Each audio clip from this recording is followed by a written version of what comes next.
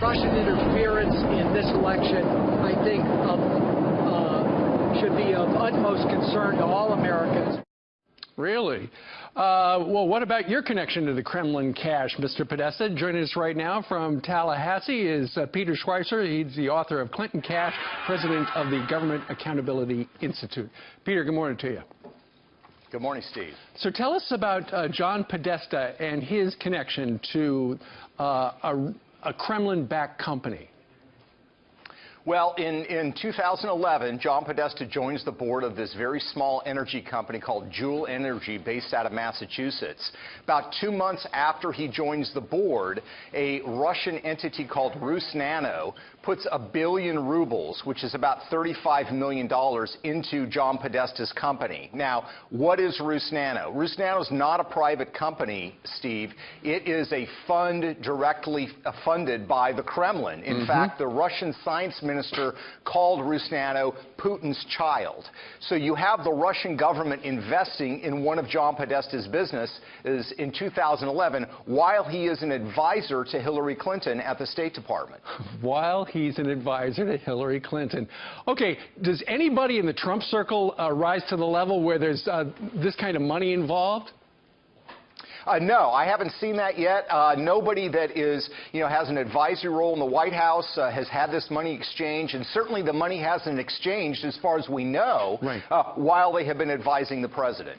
Okay, so all that big money when he was an advisor to Hillary Clinton, who was running for president, he was and also at the U.S. Department of State, but also wasn't he a special counselor to Barack Obama when he was president and did not disclose the fact that he had, apparently, it looks like, in his portfolio, all this Russian money?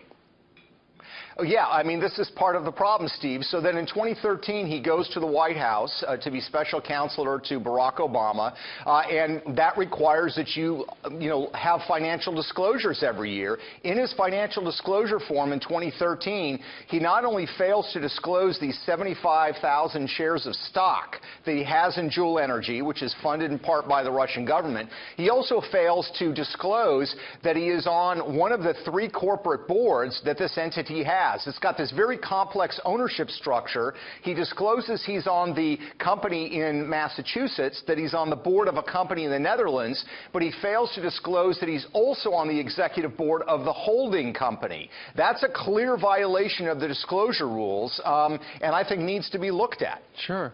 You know, what's interesting is there's such a double standard.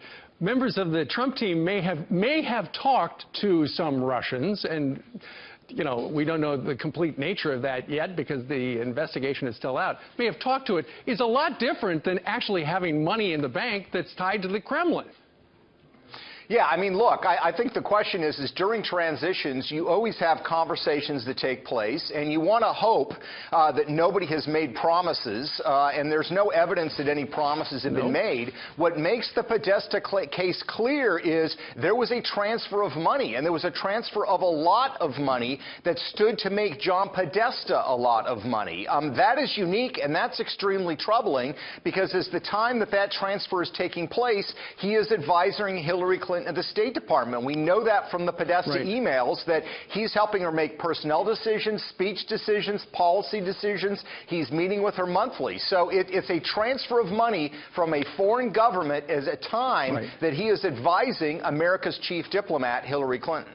And what are the chances of the big 3 networks doing the story tonight, Peter? Well, I think it's, I've said for a long time, when it comes to Russia, we always want to make sure that this stuff is vetted. Okay. Peter Schweizer, thank you very much.